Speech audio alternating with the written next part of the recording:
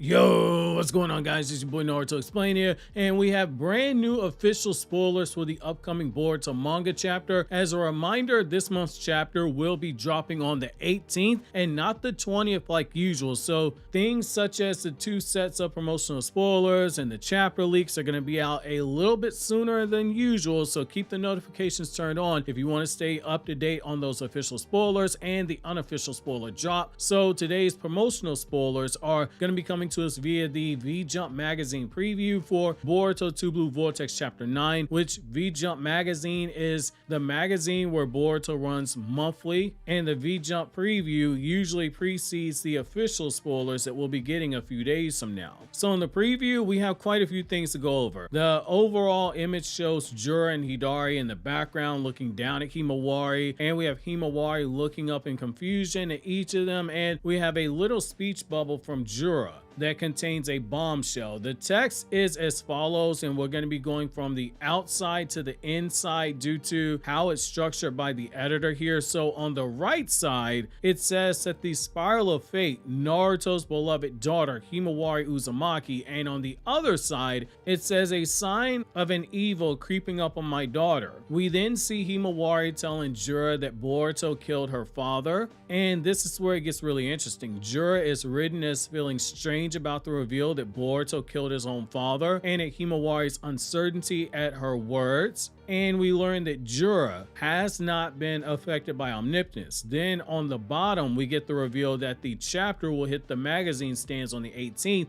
which is the same time that we get chapters digitally on Manga Plus and Viz Media's Shonen Jump app. So we have quite a bit to unpack here, so let's go ahead and start. Most notably, we got to talk about the fact that Jura is interrogating Himawari here, and he's reacting in an alarmed way at Himawari, number one, not referring to Boruto as her brother, and number two, her ironclad certainty that Boruto killed her father. Jura went into Konoha searching for Naruto, and he was pretty certain that Naruto was still alive because he could sense the Biju chakra inside of Konoha, yet here stands Himawari and it's absolutely confusing Jura. One of the things that we brought up after the review was that Jura, due to having such an intense thirst for knowledge, was likely gonna try to understand why Himawari had the Biju chakra and why he mistook it for Naruto before asking more questions, and we're seeing here Jura is doing just that, trying to get to the bottom of why a 13-year-old girl is someone who he mistook Naruto for.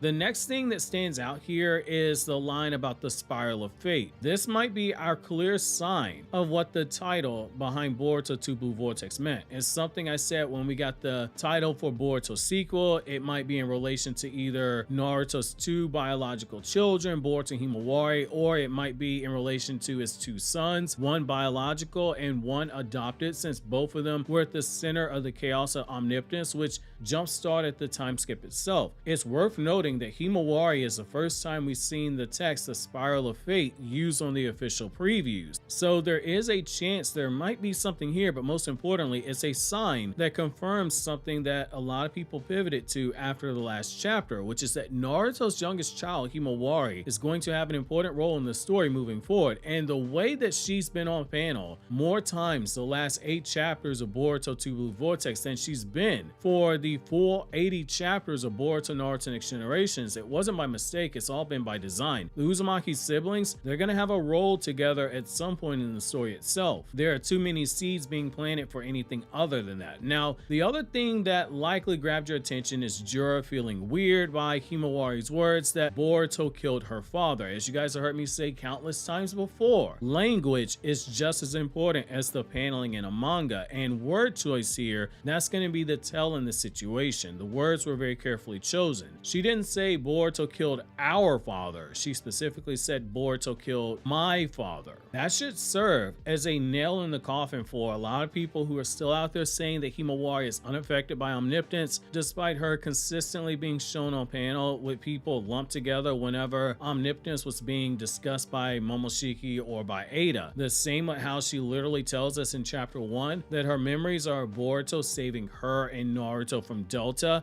not Kawaki, which we as the audience, we know via dramatic irony because her memories were all to like 99.8% of the planet, but we know the truth. Jura clocked exactly what she said, and it wasn't lost on him that Himawari doesn't view Boruto as being a brother, which is what she should be doing in his mind. She is the daughter of Naruto and Hinata just as much as Boruto is the son of Naruto and Hinata. Jura, most likely off of that one statement alone, knows that something is very different and is very wrong, and that is likely gonna have something to do with Boruto, and somehow the reason he can sense Naruto in Konoha is connected to all of this, which that makes that last line that we got here so much telling. Jura is not affected by Omnipotence, and this is where everyone who predicted that the Shinju were going to be immune to Omnipotence, they would have the same immunity that Otsutsuki have, you can all give yourselves a pat on the back because congratulations, you are a great prognosticator if you said that. There's a lot about the God Tree and the Ten Tails that we don't know. It seems like the further we get past the Fourth Ninja War, more and more information about the Ten Tails is being dumped into us. Like, we don't know how they're created, but it appears as if the Shinju have the same immunity to the effects of Omnipotence that Otsutsuki clan members have, and it makes a lot of sense when you think about it. This bit of information is going to be very interesting moving forward now because it dramatically raises the stakes and begins to start setting up a payoff for what we were told before Volume 2 of Boruto 2 Blue Vortex manga.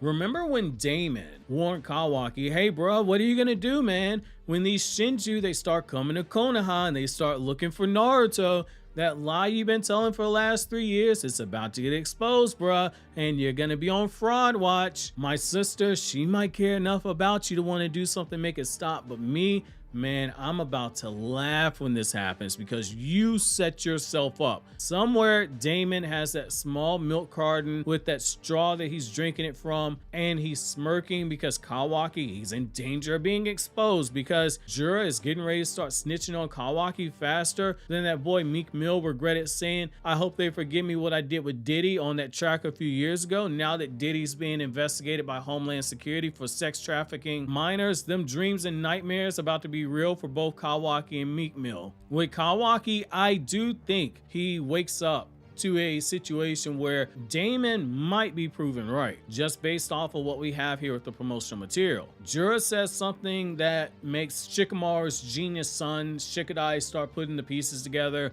and question everything that has gone on for the last 2 years, and he realizes that their memories have been altered. It's not an impossible scenario. In fact, it's probably likely. We've seen people such as Amato see all the evidence and realize that their memories have been altered for some unknown reason.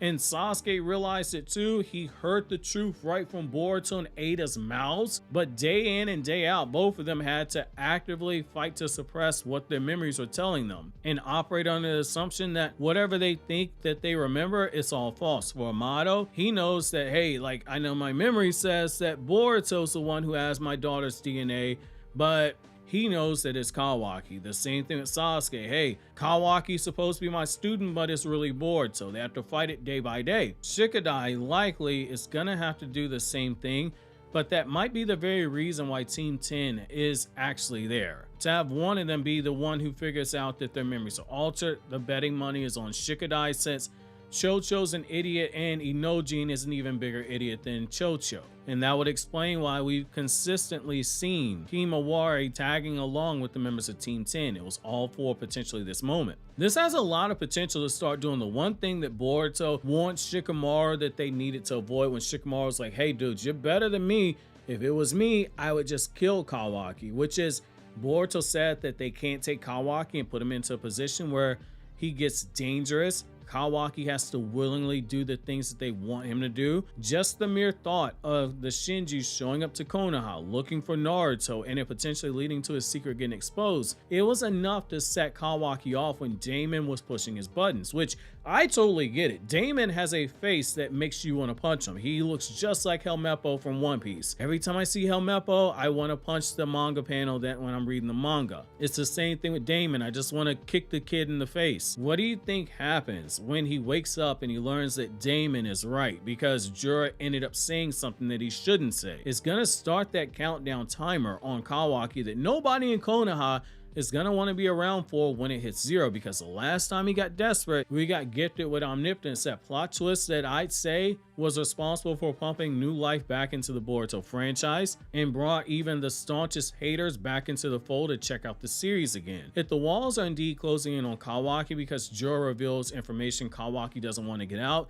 it's not going to end well. So as a reminder, Shueisha will drop the next official spoiler via the official Naruto website in a few days. So when those spoilers drop, I'll be sure to cover it, because again, it's information Shueisha wants you to know. And the chapter drops on the 18th this month, depending on when we get the leaks. The review for the chapter may go up on the 18th when the chapter officially comes out. But say if the people that leaked the chapter get the chapter on the 17th, basically the day before it officially releases, I'm not going to have the review uploaded until the 20th or the 21st, because the editor I use for the Boruto Vortex chapter reviews typically needs around 2 days to get the video edited without him having to sacrifice the quality you guys have seen for chapter reviews 1 through 8. It is extremely important to me that we continue with the level of quality that you've seen with the chapter reviews for Boruto 2 Blue Vortex. If you go back and compare to what you saw with the Boruto Naruto Next Generations chapter reviews, it's night and day. The Boruto chapter reviews are always the highest performing video on the channel each month, so I want to make sure that I allocate all the resources possible to that chapter review. That way you guys can get a real treat, which you can click this playlist to get caught up or revisit the chapters before the new one drops.